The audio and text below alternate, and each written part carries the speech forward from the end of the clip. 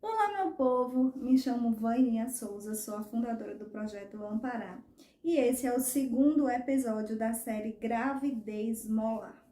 Para quem não assistiu o primeiro vídeo, corre lá, volta aí para vocês entenderem, essa história.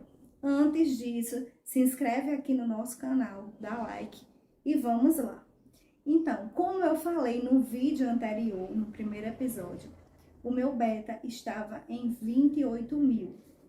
E eu achando que estava tudo certo, tudo maravilhoso. Naquele momento, aquilo para mim foi motivo de alegria.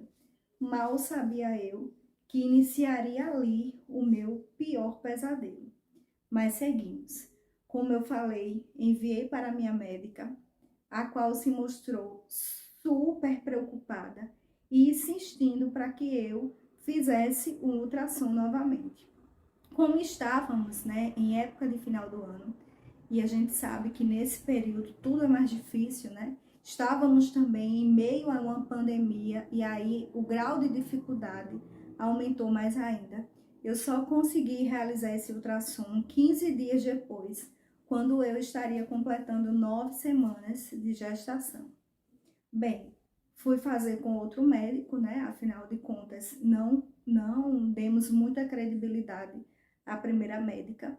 E aí, quando nós, repetimos toda aquela cena de entrar naquela sala fria, de deitar naquela cama e aguardar, que o médico realizasse o exame, repetiu-se tudo como anteriormente.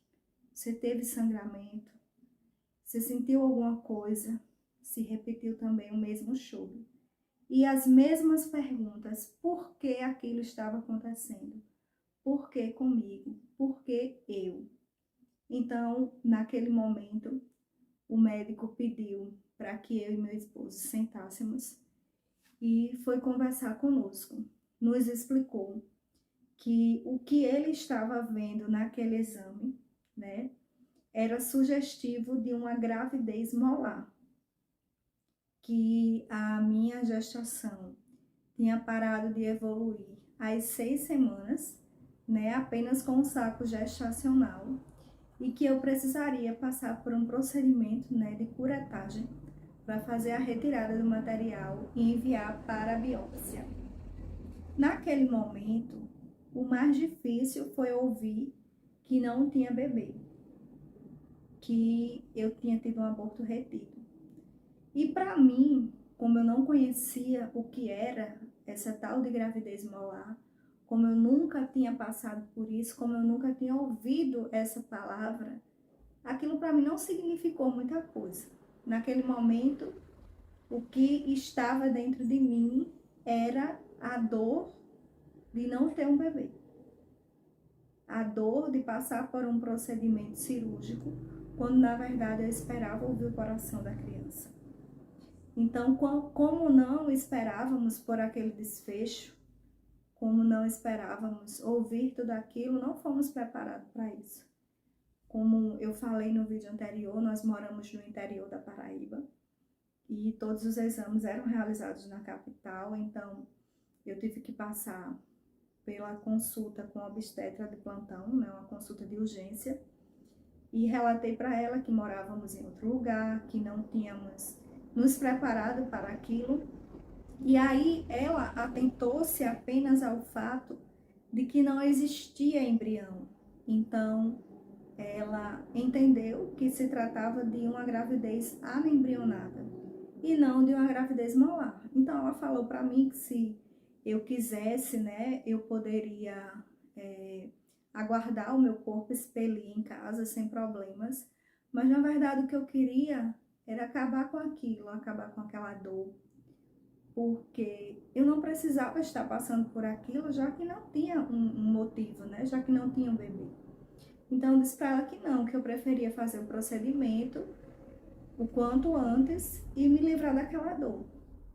Então marcamos, para retornar ao hospital no dia seguinte, às 5 horas da manhã, para eu dar entrada no bloco cirúrgico, realizar a curetagem e pronto.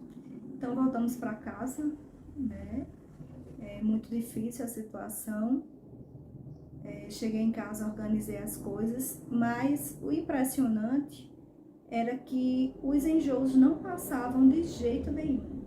Eu estava tão enjoada que já fazia 2 dias que eu não conseguia comer nada, que eu não conseguia tomar água, porque o enjoo era muito intenso, era muito difícil aquela situação.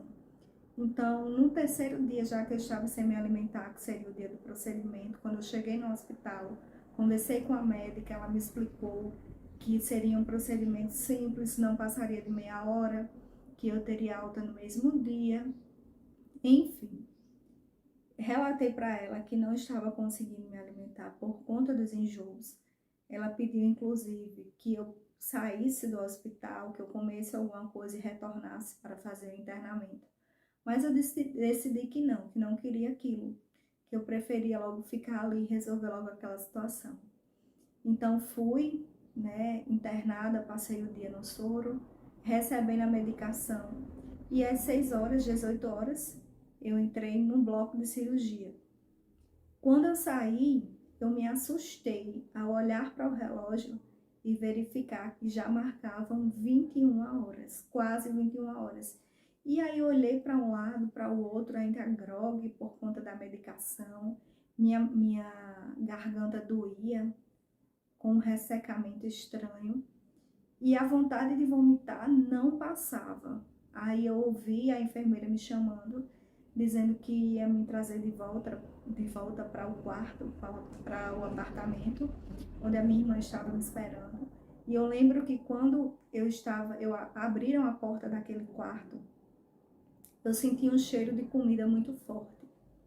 E aquilo me deu uma ânsia de vômito imediata, que eu só virei para a enfermeira e disse: eu estou com vontade de vomitar. Aí ela disse: vire o pescoço, pronto. Comecei a vomitar ali mesmo. E eu pensando comigo, meu Deus, eu achava que depois que terminasse esse processo, esses enjoos passariam. Mas não, persistiram. O que aconteceu depois, eu conto para vocês no próximo episódio. Não percam!